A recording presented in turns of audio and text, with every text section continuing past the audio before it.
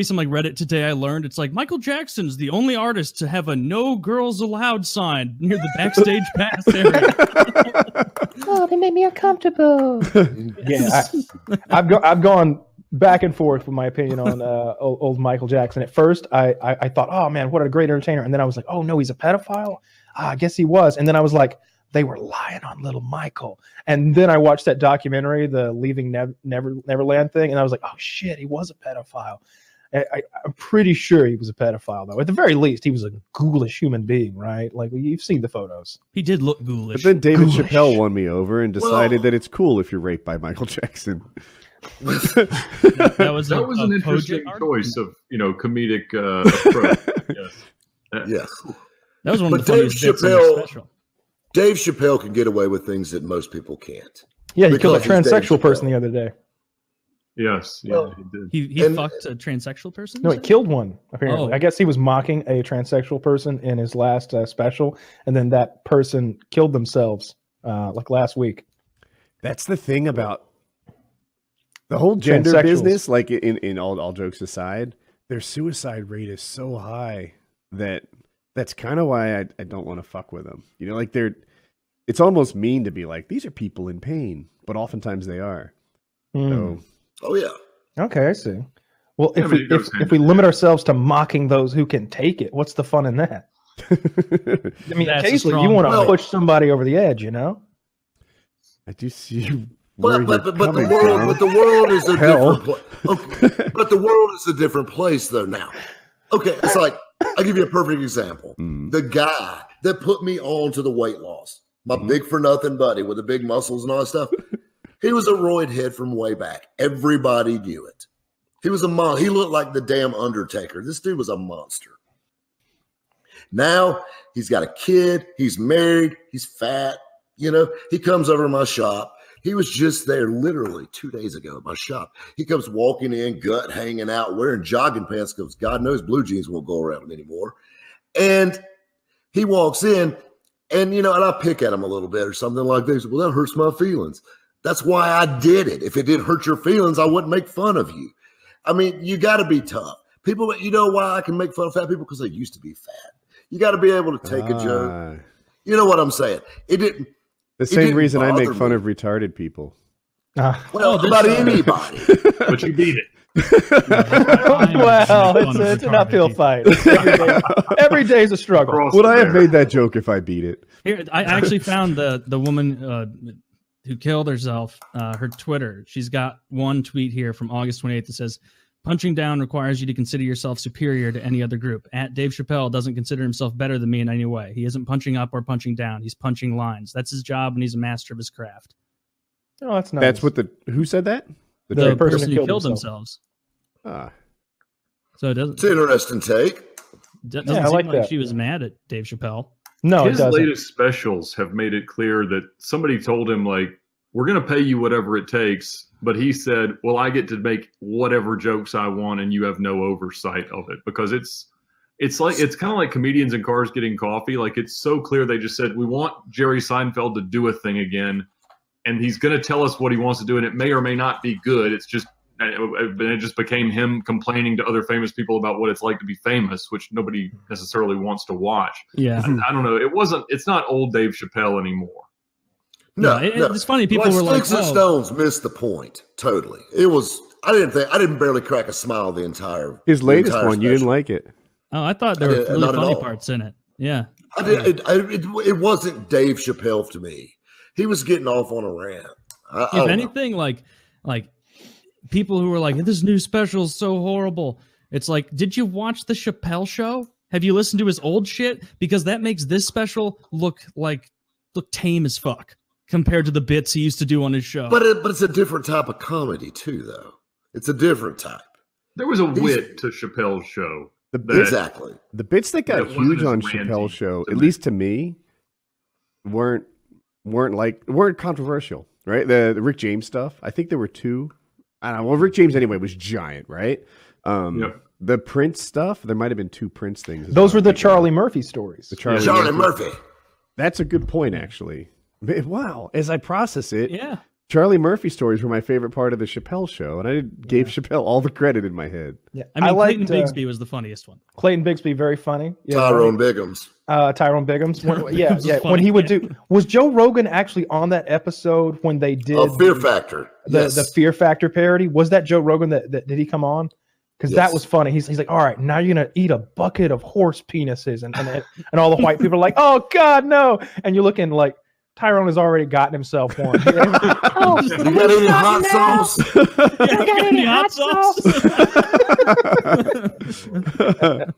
I have had so many YouTube commenters tell me that I am what Dave Chappelle sounds like when he's pretending to be white. I get that. Some people have told me that. I mean, his white face was hilarious too. Yeah. Like, I was like in middle school or high school when his show was huge, and we would just sit in the basement of whatever friend's house we were at and crack our asses up at that. So funny.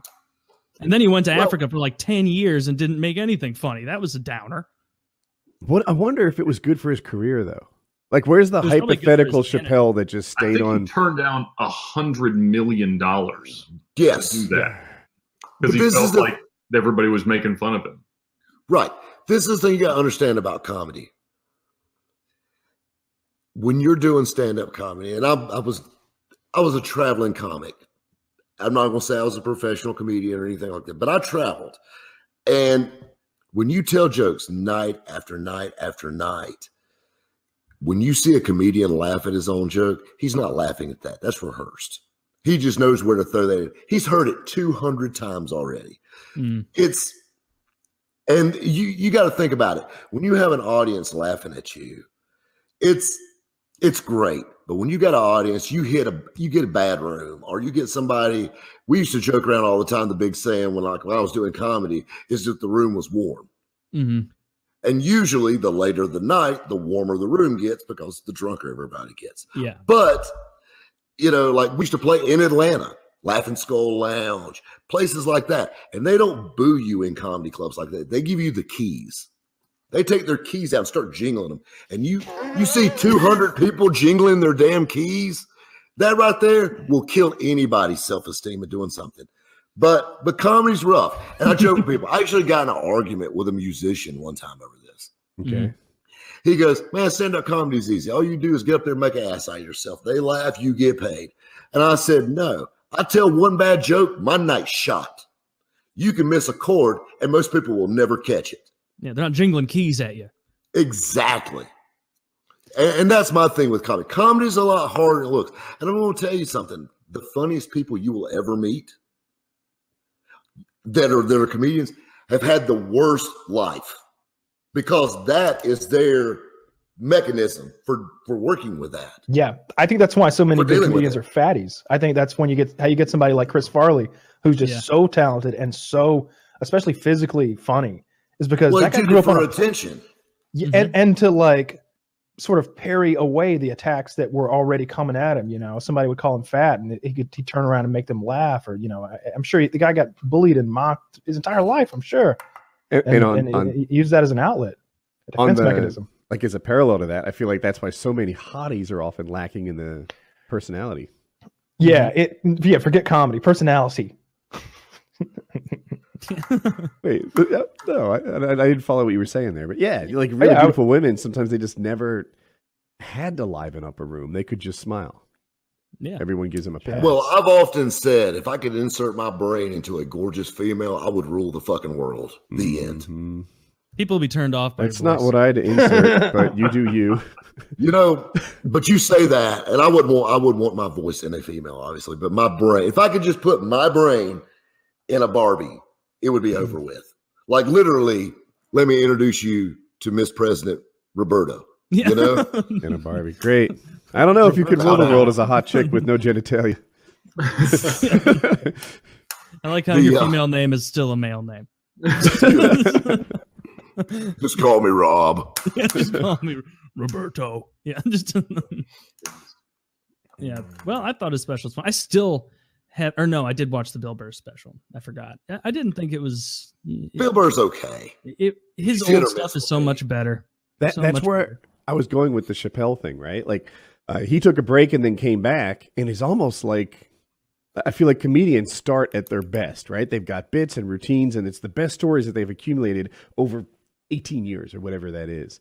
And then the next special is the ones that didn't make the first cut. And then the third special is just whatever cool happened in the last 2 years. Like they put all their great stuff. And Chappelle got a reset, right? Bill Burr, on the other hand, has been cranking out special after special, and it's hard for them to not decline. Well, yeah, it's about life Netflix experience. has ruined comedy. I feel like your first special is sort of the culmination of your entire life up until that point. So if you do it when you're 25, you got 25 years of experience. If you wait until you're 50 to make another one, your career's kind of taken a real downturn in that last 25 years. There's only been like one or two comedians who were ever able to be very prolific like that. And George Carlin comes to mind. You know, every one of his specials. Last specials where he's just like rattling off, fast talking. I know. I'm just saying that like there was Rodney Dangerfield. Rodney Dangerfield was the only one that could give George Carlin a run for his money. Dangerfield was a lot of fun. He was real quick and very self-deprecating, of course, because he was a hideous human being. But yeah, I liked him a lot. Very funny guy. But you know what though? This is the thing you got to think about with Rodney Dangerfield. Rodney Dangerfield was a very, very depressed man. He was a door-to-door salesman. And he came from that. His real name is Jack Roy. Is Rodney Dangerfield's real name. Okay. And he was a door-to-door. He was a traveling door-to-door salesman. Like he sold vacuum cleaners and shit.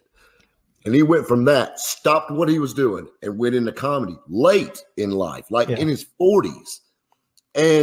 But you know, some of his jokes just boom, boom. And then you got to think about the people that Rodney Dangerfield brought into comedy. You know, Sam Kinison, Andrew Dice Clay, and before anybody says an Andrew Dice Clay joke, I interviewed Andrew Dice Clay. He's a piece of shit. I'll be the first to say it. But I will say this: he's the only comedian to this day that sold out Madison Square Garden. Period. No one. Jeff Foxworthy, Dave Chappelle, anybody. He was, and Jeff Foxworthy is the Bill Gates of damn comedy. I always thought Bill Burr and Kevin Hart did, but maybe I'm wrong. I think they might. Kevin Hart. Yeah, Kevin Hart's pretty. I think Kevin Hart's the biggest comedian there's ever been at this point. Yeah, he got giant. But there's some great people that Dangerfield inspired. I mean, you got guys, but that were also very depressed, like Mitch Hedberg. I mean, one of the funniest fucking guys ever is just amazing. But you know, obviously, always high and couldn't make it to the finish line. But I mean, just there is so much inspiration there to guys that contributed beautifully to the craft. Mitch Hedberg and Stephen Wright are only funny to me for like 60 seconds. I love it. And then I need to come back, tell me some more tomorrow. Which was it, Mitch Hedberg or Stephen Wright, who was like, I once broke both my arms trying to hold open a revolving door. I think that was Stephen Wright, but Stephen Wright and Mitch Hedberg, I can watch their specials all the way through and crack up at all of it. Like I love that little misdirection style one-liner comedy. Really quick-witted. It's like I don't know how you write that. It seems so difficult to write to me. Like telling a funny story seems natural and like it's if you live that experience, or if you could see how a experience you did live could be twisted a little bit and be comedic, like I can get that. But the way they write those little quick-witted misdirection type one-liners, I don't even know how you begin. One of my favorites now is Norm Macdonald. Like his delivery, he does the opposite. So fucking he does the opposite of Mitch Hedberg and Stephen Wright, where he'll take a joke and just take a 2-minute joke and make it 15 minutes. And like and it's like anti-comedy, like in the middle of it, where like the funny part is that you're expecting you're cut like and he just slaps you right down. So fucking. But that's the funny part is how his delivery of it, how he stretches it out and twists and turns in it. Everybody's got their own way. Like you were talking about holding the revolving door with both arms. Just like Rodney Dangerfield, an old Rodney Dangerfield joke. Man, my career's going great. I just signed a 6-year deal with General Motors. Yeah, I bought a new car. I love that. I mean, or like, talking about his wife. One of my favorite jokes. I'll talk about it because my mother can't cook, so this naturally fit in. But in my house, we didn't pray before the meal. We prayed after we ate. And but that's the thing that's changing with comedy now. I think some of these big guys, they've made their money. They're huge. Do your Netflix special every 5 years. Step down. There's so many talented comics. Nikki Glaser. I watched her. Nikki Glaser. I watched her special the other day. She's absolutely hilarious. She's probably my favorite female comedian right now. Right now, same here. And I mean, she's absolutely hilarious.